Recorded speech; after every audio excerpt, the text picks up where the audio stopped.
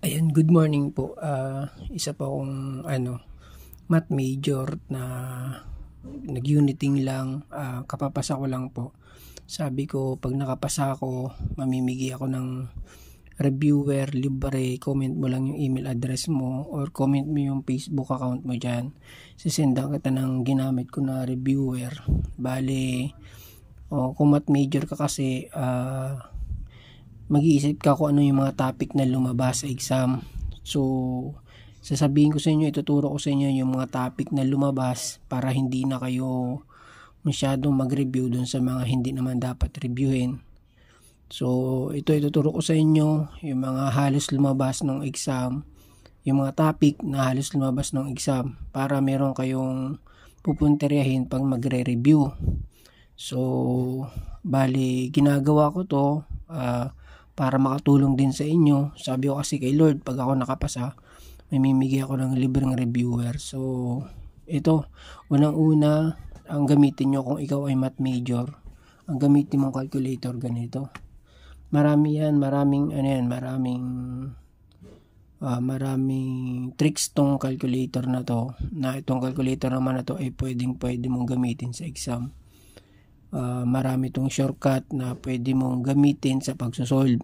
Alam yan ng mga math major. Kami kasing mga unit earner, ako talaga hate ko ang math. Hindi ko alam kung bakit math ang binigay sa akin ng PRC.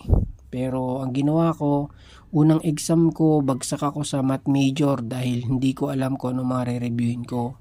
Ang ginawa ko nung tinandaan ko yun noon, nung time na yun. Unang exam ko, tinandaan ko. So, pangalawang exam ko, kung anong in-exam ko noon, halos yun na rin ang lumabas. So, sobrang taas ng math major ko. Kaya sabi ko, Lord, hindi naman ako math major pero mataas ang binigay mo sa akin. Ang isa sa mga lumabas sa math major ay yung mga simplify. Nung unang exam ko, halos simplify yung lumabas. Mga nasa 20 siguro. Tapos, nung pangalawang exam ko, ganun din, halos nasa 20 din yung mga simplify. Alam kong kaya nyo naman mag-simplify dahil inaral nyo yan. So, kung hindi nyo pa alam, gagawa ko ng tutorial kung paano mag-simplify ng mabilis gamit tong calculator na to. At least, kaya ka nandito, kaya napapahinggan mo tong aking, pasensya na hindi ako marunong mag-vlog, pero ituturo ko sa inyo yung mga topic para hindi na kayo maligaw. Unang-una yung simplify nga na yan. Marami lumabas yung simplify. Pagkatapos ng simplify, merong find the slope of the line. Find the slope of the line. Alam nyo naman siguro, kunin yun. Search nyo na lang sa Google. O kaya mag-upload pa rin ako dito pag pwede na mag-upload ng 5 minutes pataas dito sa YouTube channel. Pagkatapos, nung una kasi, ang ginawa ko, na-review ko yung ratio and proportion. Pero walang lumabas niyan. Kahit nung unang exam ko at pangalawang exam ko, walang lumabas niyang ratio and proportion. Kaya para sabihin ko sa inyo, wag nyo nang reviewin. Tapos may lumabas din ng mga circle, ellipse, parabola, hyperbola. Ang tanong naman dyan ay ganito. Parang meron siyang equation. Tapos, sasabihin mo siya kung circle, ellipse, parabola, at saka hyperbola. Ganun lang yung mga exam nun. Nung unang exam ko, hindi ko talaga alam ang na-reviewin ko. Masala yung mga nag-uniting lang dyan, nakatulad ko. Hindi nila alam kung saan magsisimula, kung anong aralin. Kaya ang ginawa ko, nung unang exam ko, tinandaan ko talaga. At yun ang nireview ko ng ilang buwan. So, nung nag-exam ng pangalawang pagkakataon, sobrang taas ng math ko. Kala ko nga kasama ako sa top gugulat nga ako dahil baka ay maging top na chair ako tapos hindi naman pala ako marunong sa math. So, ang ginawa ko, tinanda ko lang circle, ellipse, parabola, hyperbola, yung pagkakaiba niyan.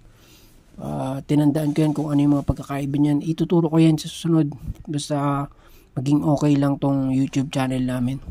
Tapos, yung sine, cosine, maraming ganyan. Natandaan ko yan dahil nung una hindi ko talaga alam i-solve yan pero nalaman ko na rin. Tapos dagdag lang ako sa Gen Ed. Sa Gen Ed lagi lumabas yung Jose Rizal, El Filibusterismo tsaka No Limitangere. Anong klaseng libro ang El Filibusterismo at anong klaseng libro ang No Limitangere. Yan Lods, marami pa akong ibibigay ng mga tips sa susunod. Bali, lumabas din sa amin nung exam namin yung mga ISEM. Reviewin nyo rin yun, yung mga Essentialism, John Dewey. Yan, reviewin nyo yan, yung mga ISEM na yan para may points. Tapos yung 7836, yun lang ang lumabas, yung 7836 na yun. Huwag na kayong magre-review ng kung anong-ano pang mga batas. 7836 lang. Salamat.